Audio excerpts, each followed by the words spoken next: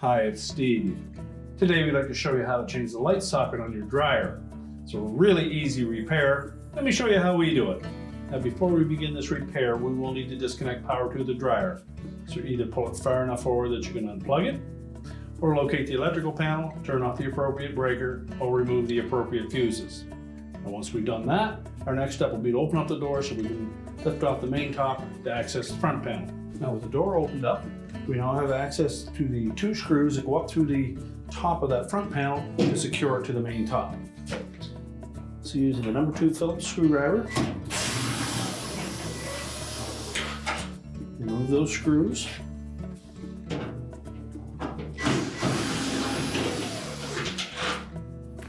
Once we remove those, we can close the door up, and then we'll remove the top. So just lift up on the front of the top, pull it slightly forward, and then hinge it from the back here, where it connects to the top of the side panels. Once you pull that free, just tilt it up a little farther, and that will remove it from these 3 tabs attached to the console. They fit into 3 slots across the back of that top. And these 2 portions on the main top tuck in underneath here. So we'll set that top aside. Now next we're going to remove 2 screws that secure that front panel to the cabinet. The number 2 Phillips screws, 1 on each side, and they're just down about 1.5 inches from the top. Be sure to support that front panel as you remove the 2nd screw. Now the weight of the drum is pushing down on the front bearing, which is attached to that front panel, so you may need to lift up just slightly on that drum to allow that front panel to tilt forward. There are 2 hooks on the bottom of the base frame that we need to lift that panel off of, but there's also a harness attached on the left side here, so just use caution that we don't pull that harness too much. And we can pivot that panel around.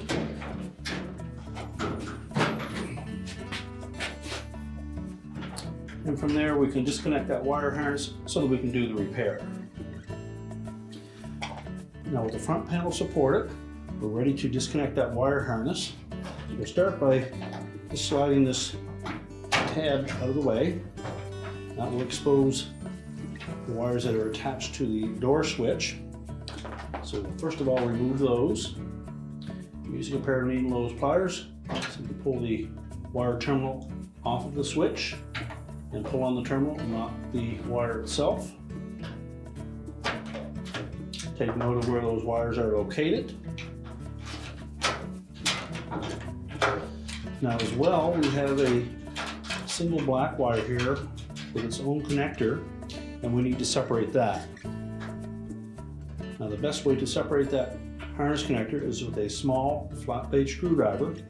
And if you look at that connector, you'll see that there are 2 spots opposing each other that have a little plastic tab in them. That acts as a lock to hold the connector together. So if we depress those tabs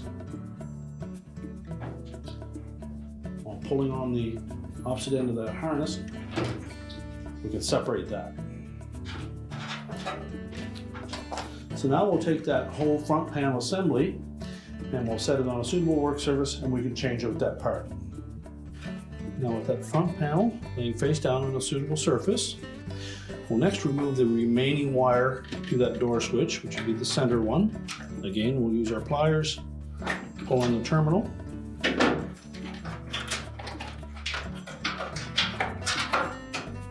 Now next we need to thread that harness out from underneath this bearing assembly.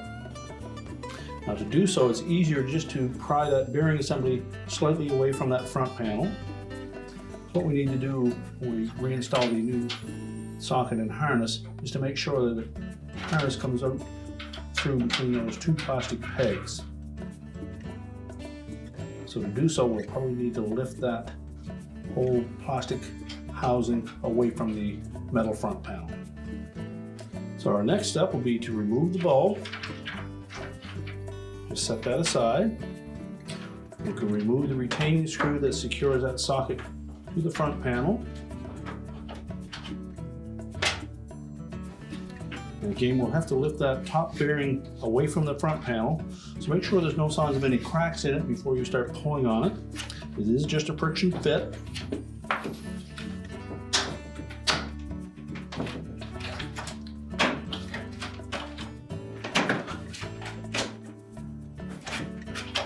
We don't need to remove it completely, we just need to loosen it enough that we can pull that harness out. Now once we get around to the lower half of that housing, again we'll need to lift that up enough to pull that harness out from between those two plastic pegs that we showed you. Now to aid in separating that housing from the front panel, you may want to use a stiff putty knife. And if we come through from the back side, we should be able to just pry up on that. So if we take that putty knife and just carefully pry on that plastic housing, and supporting it from the outside at the same time, you just need to pop that up a bit, just enough that it will clear those plastic pegs.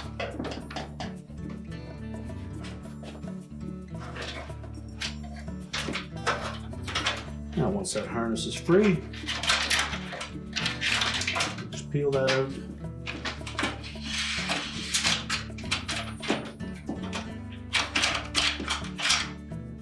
And remove it. We won't discard that just yet. We'll take the new harness.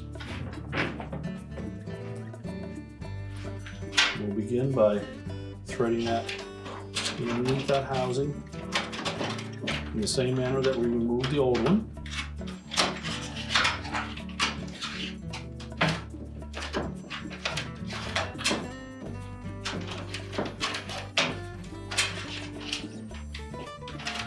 At this point, you can line up that socket with the opening in the top bearing.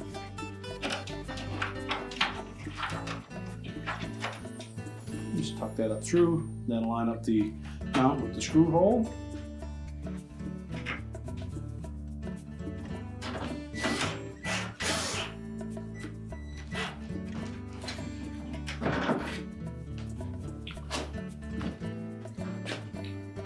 Now, once we have that socket attached, we can then go back to the harness and position it properly.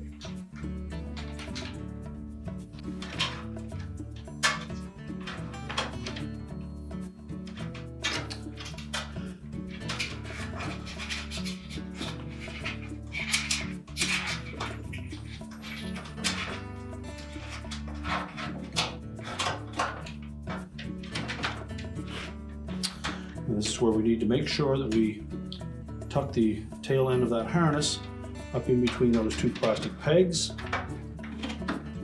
While holding those in place, you just make sure that we tuck that harness up in between those pegs and then snap that housing back down tight up against the front panel.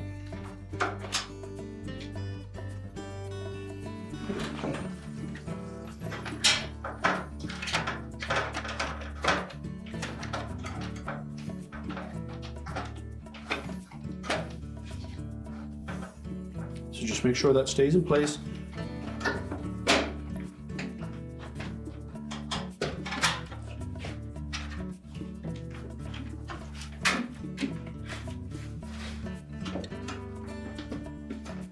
And with the bearing and the lower housing firmly attached to that front panel, we'll move to the next step, which is to transfer the harness connector from the old wire harness to the new one.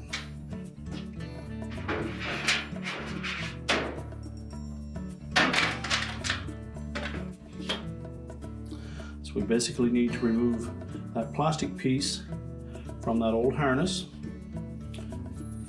If you're fortunate enough to have this type of a tool that you can slide over that terminal, that will collapse the two arrowhead supports that hold that wire connector inside of the housing. If not, take a small jeweler screwdriver, go down through that opening and just bend back those two tabs.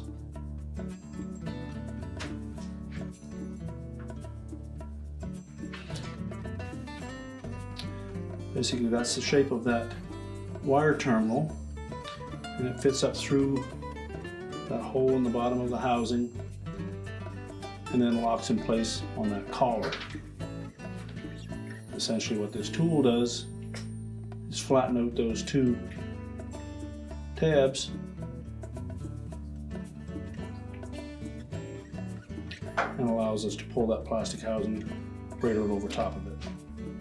Again, you can accomplish the same thing with a tiny jeweler screwdriver. Just bend those tabs in out of the way, and that will allow us to slide that plastic piece off.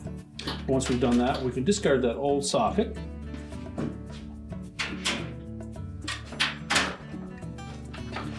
Before we install it on the new wire, inspect those two little metal tabs to make sure they're flared out.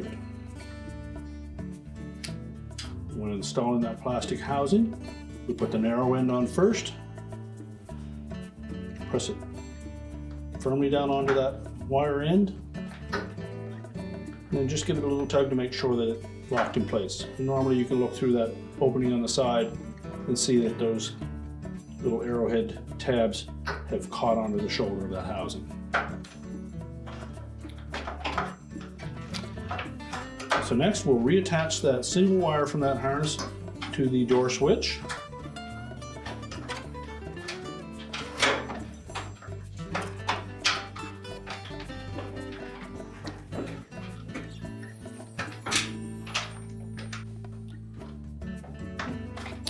Make sure that terminal is attached securely. We'll tuck that black one back out of the way, ready to reconnect to the main wire harness. Now that we have everything lined up, remember to reinstall the light bulb. Make sure it's not cross-threaded in the socket. Tighten it finger tight. Now we're ready to put the front panel back on the dryer. So next we'll reattach the wires to that switch. Pull that guard out of the way.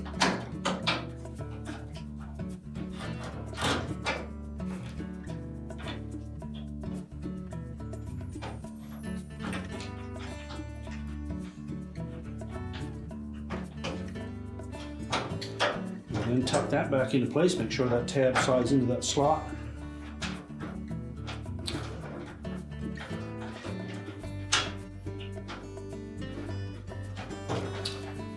And then that single wire harness, we'll line up those two tabs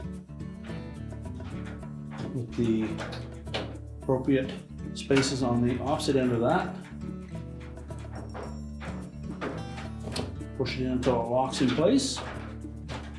So next we're going to tilt that front panel back into place, and we're going to line up the little square hole close to the edge of that front panel and sit it over that little metal tab that protrudes out past the base. Be sure that we don't put any extra strain on that harness as we're tilting that front panel into place.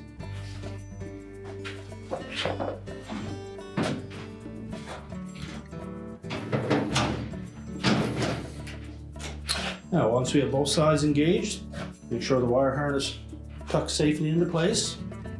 As we tilt that front panel towards the drum, we'll need to lift up on that drum slightly to allow the bearing to slide in under the edge of the drum. And next we'll reattach it with the retaining screws.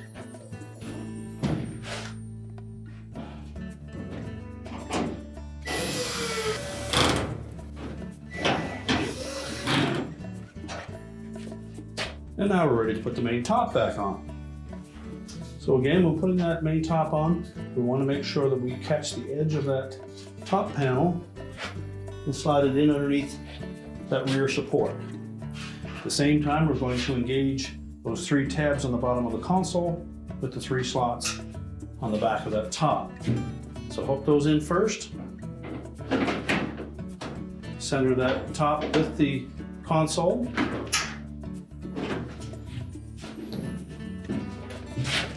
And then make sure we pull it out far enough that we can engage that support piece.